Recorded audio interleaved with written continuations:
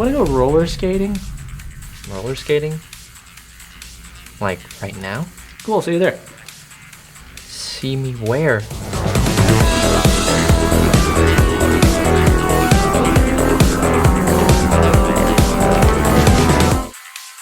So this is not what I thought we were. Shush.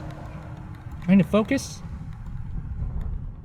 If you've seen any of my videos up to this point, you've probably noticed that I'm a sucker for a striking art style. And after playing Jet Set Radio for the first time recently, I decided to finally take Rollerdrome off the wishlist and add it to the library. And while it was a bit shorter than I imagined, there's a lot to like about it. For starters, it's got really good presentation. The clear line art style brings the action to life and delights the eyes, giving this game such visual uniqueness, which was refreshing. I like big graphics as much as the next guy, but it's also nice when a game really sets itself apart visually. As if the art style alone wasn't enough, Roll7, the game devs, saw fit to throw in a kick-ass soundtrack, a nice clean UI, and several artistic flourishes with camera and color work. There are also strong 1980s vibes here, if you're into that kind of thing, from the music to the character designs and even the plot, light as it may be. The titular Rollerdrome is a sports program in which competitors participate in trials to kill all house players,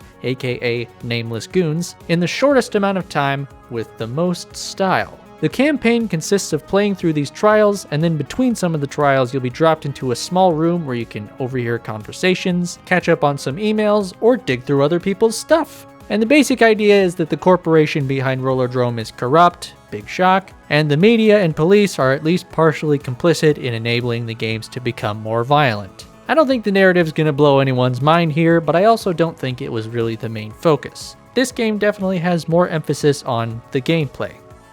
Rollerdrome is another one of those games which I keep seeming to run into that thrives on challenge.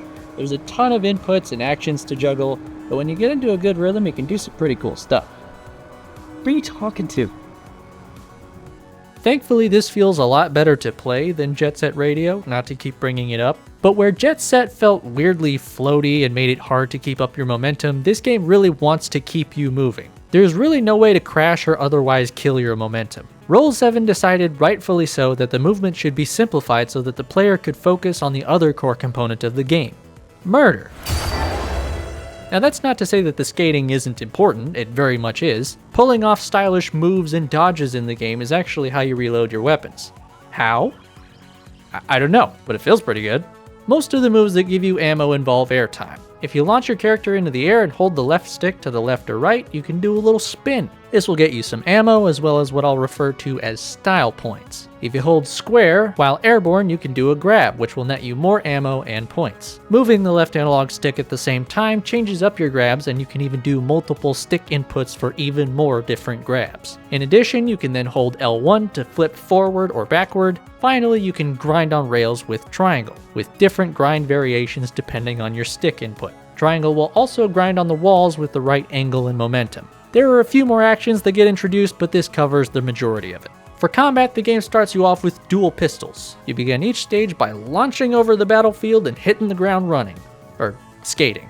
It starts off pretty simple with melee grunts and snipers, but more enemies get introduced over time. You can dispatch enemies in real time by just hitting the fire button as you skate by, but if you hit the aim button, time will slow down for a moment and allow you to more easily find your targets, which is good because you'll likely be flying around the battlefield, flipping and grinding all over the place. In addition to your trick repertoire, you can also gain ammo and style points by executing a perfect dodge. In most cases, this is precipitated by some kind of white UI element. For example, when a sniper is about to shoot you, this line will go from red to white. And if you dodge while it's white, that's a perfect dodge. This gives you more ammo, and if you aim right after this dodge, you'll gain a damage bonus for the next few seconds while time is slowed. Once you've taken out all the enemies in the stage, you'll get a nice kill screen with a stylish overlay that's just really satisfying to see. Over the course of the game, you get more weapons to deal with the expanding cast of house players, like a shotgun, which has a timing mechanic to deal extra damage, a grenade launcher, which go boom real good, and the Z11, which is like a long-range energy weapon that can ricochet to other enemies. I think. They don't really tutorialize this weapon, or the grenade launcher. They just kinda drop it into your inventory and say, have fun! This kinda made me slow to use these weapons, but so be it, I did use them both eventually, because the game introduced new enemies that called for new strategies. You got big mechs walking around shooting missiles, big armored dudes also shooting missiles who can deploy force fields if you don't take them out fast enough, teleporting dudes with laser beams coming out of their arms, guys with jetpacks that spew poison, riot shield soldiers, and environmental hazards like mines and lingering fires. Put all this together in one stage, Baby, you got a stew going. yeah, it can get pretty hectic. And if you come back to this game after spending time away, you'll have to spend a few minutes relearning the mechanics, but you should be able to get back into the groove before too long. Either way, the game will give you a good challenge, and it ramps up pretty quick because the campaign doesn't actually last all that long. Now, normally I'm a big proponent of shorter games. I often feel like games in the AAA space, for example, are way too long, feeling like they're padded out for the sake of a $70 price tag. That said, this game's pretty frickin' short. You could probably blow through this game in less than 2 hours if you're skilled enough and you only play each stage once. There are optional challenges associated with each stage, and part of this ties back to the style points I mentioned before. Every stage offers a list of challenges from collecting stuff to killing enemies in specific ways to performing different tricks. At first I found this pretty fun, and I decided to complete every challenge before moving on to the next stage. But at some point the stages all got really challenging, and doing the challenges lost its charm. I was honestly hoping for some kind of incentive to keep doing them, some kind of carrot on a stick to reward me for putting in the extra effort. But Rollerdrome really has nothing for you except pride and a job well done.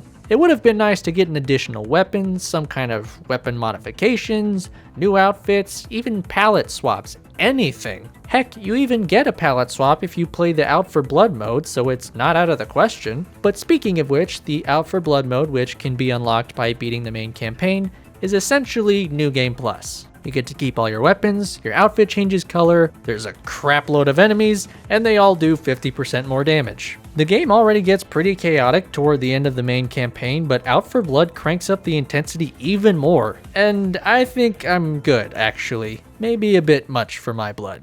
I do wish this game had a little more meat on its bones. Another zone or two in the main campaign, a couple extra items or upgrades, and maybe a more gradual, less extreme difficulty curve going from the main campaign into the Out for Blood mode.